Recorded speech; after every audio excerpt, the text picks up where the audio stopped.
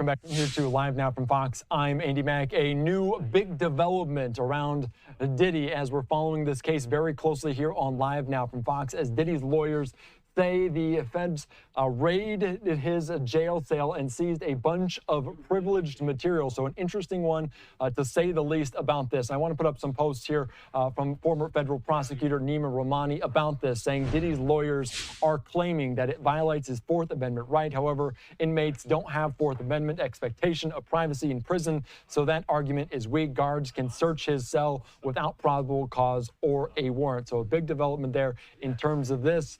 Privileged material, different. The feds usually have a taint or dirty team of agents who aren't working on the case to conduct these searches. That way, if they see privileged materials, the clean team won't be disqualified from the case. It goes on to say as well, the prosecutors have reason to believe Diddy is obstructing justice from the prison by contacting witnesses through intermediaries. They made the same argument during his bail hearing. I think they have evidence to back it up. All right, as we continue on, witness tampering also falls under the crime fraud exemption to attorney-client privilege. All right, let's bring into the conversation right now Neama Rahmani, former federal prosecutor. Neama, thank you so much for joining us here on Live Now from Fox to discuss a lot of these takeaways. And you detailed it very well there in those series, that thread of posts on social media. What's your biggest takeaway from this search of that jail cell for Diddy?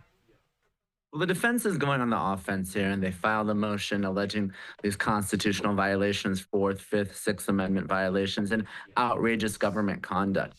And they're trying to argue, and Judge Subramanian is actually going to hold a hearing on this. He's the presiding judge in the case, whether the government did anything wrong. And of course, prosecutors, on the other hand, are going to go on the offensive themselves. And they're saying that Diddy is trying to obstruct justice, tamper with witnesses, trying to dissuade them either by blackmailing or threatening them or even outright bribing them to change their testimony. This is a case that's going to come down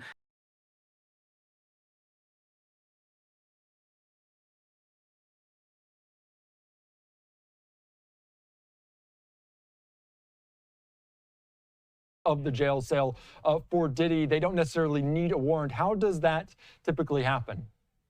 So when you're in custody, really your Fourth Amendment privilege goes out the window. Those rights, those constitutional rights to be free from unreasonable searches and seizures, it requires an expectation of privacy, and you just don't have that in prison. So the clearest example I like to give is if you're in custody, your phone calls can and will be recorded. Obviously, you and I out as free people, we have rights that prevent that from happening. You need a warrant, you need a wiretap for something like that. You don't need that when you're in prison. Same thing with your jail cell. I mean, you can't demand that law enforcement doesn't come in or prison guards don't come in. You can't expect a warrant like you would in your home or your car, for instance. So guards can go in there at any time and toss the place. Now, obviously, what you don't want if you're prosecuting the case is to have your agents see material. They shouldn't have communications with lawyers.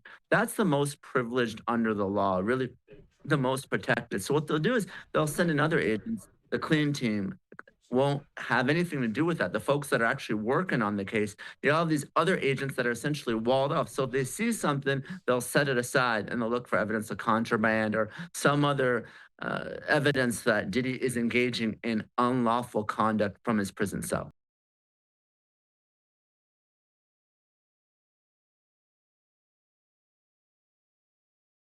Amendment there, the ability to go in there. But was there maybe any indication for this search? Because you imagine you don't just go in there without any idea that you might find something. Do you think there was any indication that this might have been happening and that's why they did it? Yes. Prosecutors believe that Diddy is using other people's phone numbers in custody or making three-way calls to people out of custody to contact witnesses. So, you're assigned a specific number, a PAC number, PAC number that allows you to make phone calls when you're in prison. So the argument is that Diddy is using other inmates' phone numbers to contact people on the outside, or he's contacting his family members and using three-way and other software to contact witnesses through his son, for instance, with a three-way call. That's the argument here. Apparently, they have the receipts and recordings to prove it. All right, very good. And I do want to ask you about attorney-client privilege because you mentioned it in the post as well, talking about witness tampering also falls under the crime fraud exemption to attorney-client privilege. Diddy's only real chance at acquittal is to pay off, threaten, or blackmail the victims to change their stories. Prosecutors want to make sure that doesn't happen. Let's talk about attorney-client privilege because it's not necessarily all-encompassing. Can you describe some of that? The crime fraud exception says that you can talk to your attorney for the purposes of obtaining legal advice, and that's absolutely protected. That evidence can never come in, it can't be discovered, law enforcement can't get it. But you can't use your lawyers to commit a crime or a continuing fraud. You can talk to them about something that's already happened. So, to the extent that Diddy is using his lawyers to tamper with witnesses, obstruct justice, and otherwise affect the integrity of the proceedings, that's outside the attorney client privilege. So that's what that argument is. All right, very good, because that was very interesting to me. And I want to ask about what happens from now, because let's say the federal authorities find something like this. How much more detrimental can it be for Diddy, and how will they use it in this case?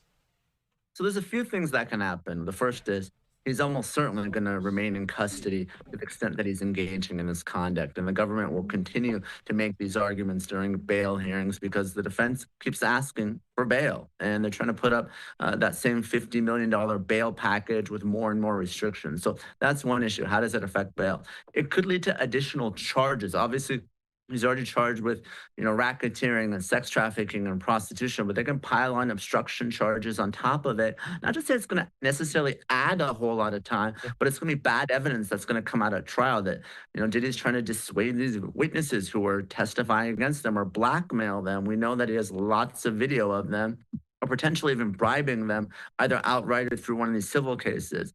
And then the third issue is he might lose his phone privileges entirely. So it can cause problems for him within the MDC. So it can affect the legal case, it could affect bail, it can even affect the privileges that he's enjoying there in the MDC and in prison.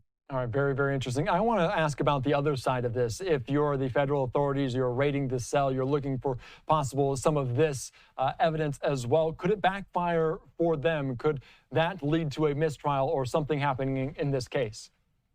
It can always backfire, especially if the agents that are working on the case and the prosecutors do see that privileged material.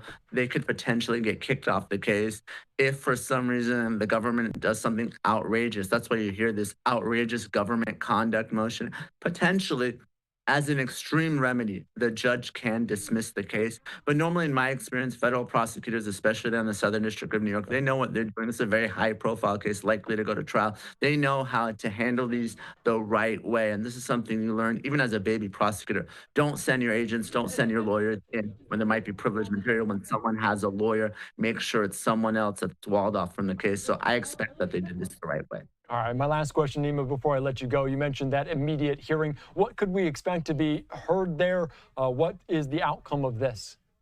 Well, the judge is taking this seriously, and obviously we know that, Diddy's just like any other criminal defendant, but the practical matter is this is one of the highest profile trials, maybe the biggest trial happening in the country right now. It's almost certainly going to go to trial. So the judge is going to make sure that he takes all these allegations seriously. He hears all the evidence and so forth. I expect that defense motion to be denied, but the judge is going to hear it because, again, the allegations are very serious. All right, very serious allegations in this most recent development, but in the case overall. All right, Neama, thank you again. I appreciate your insight as always here on Live Now from Fox.